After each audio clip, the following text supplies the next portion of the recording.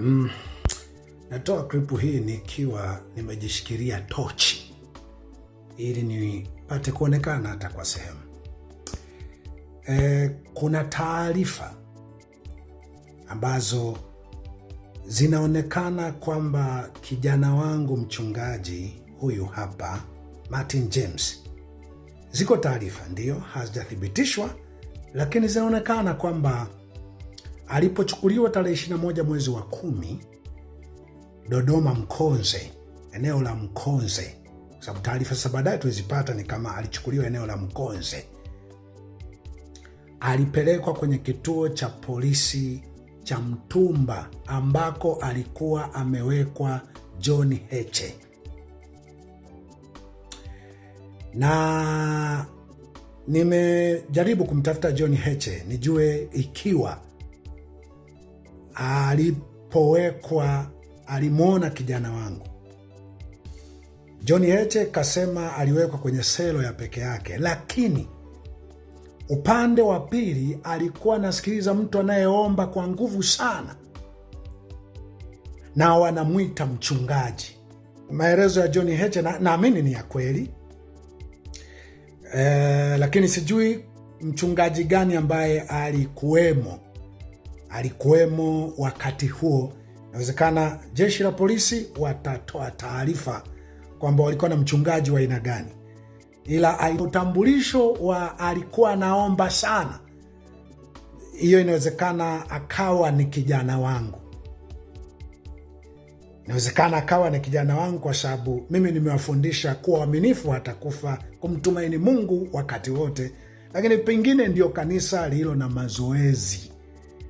mazoezi ya kuombaomba, ambako kuomba huko unaweza ukaomba hata ukiwa katika hali yenye kuumiza, yenye kukatisha tamaa. Taarifa za huyu kijana zilipatikana kupitia mtu ambaye inaonekana na yeye alikuwemo humo kituoni. Sitaki kueleza kiundani alikuwemo kwa namna zipi, ambapo kijana wangu aidha kwa kuhadisiana na wenzake ama kumwambia huyo kuona kuna dalili, kuna uwezekano anaweza akatoka, ama kwa kuambia yoyote anayeweza kutoka, kwa kuwa alikuwa hana namba ya simu kabisa. Alisema yoyote utakayetoka, ama alimwambia huyo kwamba utakapotoka kaangalie kwenye mtandao channel ya Kikosi Kazi, utaikuta namba ya huduma, kawapigie uwajulishe kwamba mimi nipo kwenye kituo cha Mtumba.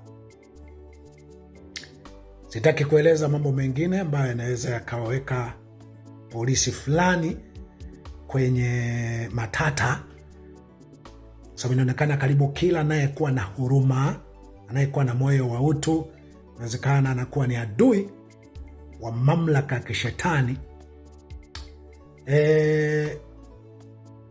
Niishie tu kwa huyo mtu, na kwa maelezo ya Heche aliyosema upande wa pili alikuwa anasikia mtu anayeomba kwa nguvu sana, na alisikia wakimwita mchungaji.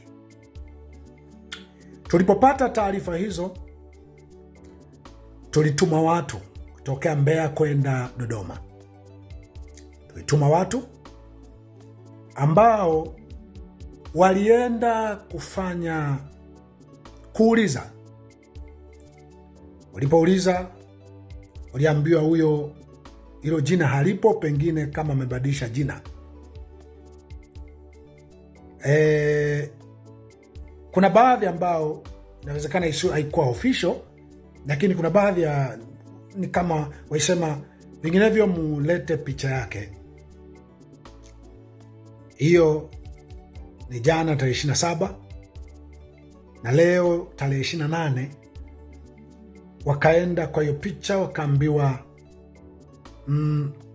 huyo mtu hayupo. Lakini kuna askari mmoja akawa anasema, sasa kwa nini nyie wachungaji kama mnawapa uchungaji wanaanza kusema makosa kwenye hii jamii?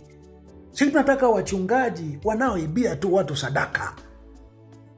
Sasa hayo mengine si kwamba nakuwa aliongea hivyo, lakini tafsiri yake ni kwamba wachungaji wanaowataka ni hawa tu wanaodanganya watu kwamba mtabarikiwa, nikupa mafuta, nikupa maji, nikutabiria, ili hali wao wenyewe ndio wanaendesha magari ya kifahari. Hao watu wengine wanabaki tu na mendara, wakiwa na michumvi mfukoni, wakiwa na mimaji wamejitwisha. Tunataka wachungaji, sio mchungaji anayepinga ubaya kwenye jamii. Huyo mchungaji hatuwataki kwenye nchi. Lakini kumekuwa kuna taarifa za aidha za hapa na pale. Anyway, sitaki niingie ndani sana. Najua inawezekana kuna mipango miovu imepangwa juu ya mwanangu, juu ya kijana wangu. Inawezekana imepangwa mipango ya kuuawa kama silaha, aidha ya kumkomoa Mbarikiwa au kumkomoa huyo kijana wangu. Neno langu ikiwa hajauawa, taarifa ambazo zilikuwa kwamba ameshikiliwa na RCO Dodoma. Ameshikiliwa na RCO Dodoma, na hata baadhi ya wasaidizi hawaoni sababu za kijana huyo kuwa kwenye hatari ya kifo kwa sababu tu ya kupinga maovu. Lakini pia pengine siku aliyohoji Mbarikiwa kakosa nini mpaka awe kwenye hatari ya kifo. Anyway, mimi niseme na nijuacho ni kwamba hakuna kitisho kinachoweza kutishia RCO au polisi yoyote, kwamba pengine kwa kitisho hicho wamwachie kijana. Mimi ninachosema tu, alimadam taarifa imenipata, kama kijana wangu bado yuko hai, kama bado yuko hai, kwa sababu taarifa hizi inawezekana kabisa, information hii inawezekana kabisa inamuhusu kijana wangu, kwa sababu yule aliyetoka humo alitaja jina lake, na John Heche kaniambia habari za maombi yake, lakini pia na walivyokuwa namuita. Kwa jeshi la polisi najua walikuwa na mchungaji wakati John Heche yuko humo, walikuwa na mchungaji tofauti na kijana wangu. Bila shaka watamweka wazi huyo mchungaji waliokuwa naye, tofauti na kijana wangu alikuwa naomba. Wito wangu katika jina la Mungu, kama kijana wangu hamujamuua, mwacheni, kwa sababu hatuna la kuwafanya. Mumuue, tutakaobaki hai tutaendelea kuongea kwa sauti, tena inaweza ikawa imara zaidi, ikawakera zaidi, ikawafikirisha zaidi mkiongeza na kumuua wakati tumetoa tahadhari hizi. Yani hakuna kitakachopungua kwa sisi, kwa mimi ni wawe, mimi nisiwepo. Mimi uhubiri wangu ni kupandikiza watu wawe na roho ya huruma na wafahamu kuwa mhubiri, kuwa mchungaji, kuwa mcha Mungu, kuwa mwanadamu ni kupinga mabaya kwa sauti, kwa nguvu, kwa uvumilivu, kwa bidii, mpaka ubaya unaanguka au wewe unauawa, unaondolewa duniani. Na utakavyokuna uawa ni mbegu inapandwa, wanainuka 10, 30, 50 wanaoongea kwa nia yako na pengine kwa nguvu kuliko wewe. Kwa hiyo kwa mateso yote niliyopitia mimi, waliopitia kijana wangu kama yuko hai, pendekezo langu, mwacheni tu, mwacheni, kwa sababu sauti ya kilio takayokuwa tukizungumza, na wahakikishia itakolea sana sana, ikiwa mtakuwa muna roho hiyo mlio nayo ya nyoka, ya kwamba oja tumuue. Nishawaambia, mnapomuua mtu hamumkomoi mnayemuua, munawakomoa wale waliokuwa na muona wa maana.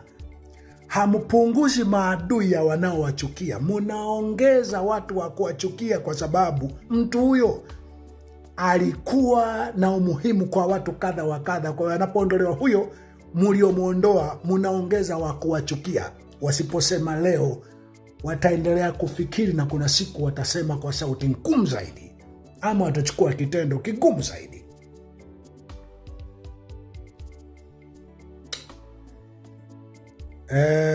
Mwachieni mwanangu. Kama mjamuua, kama mmemuua, mimi wala mwanangu si mwema kuliko maelfu haya na miili hii na mauti hii na vifo hivi vya kihistoria. Si mwema. Ila kama mjamuua na alimadam kumeliki taarifa hii, nadhani mnajua kwa mimi huu ni wimbo wa milele. Asanteni kwa kunisikiliza. Amen.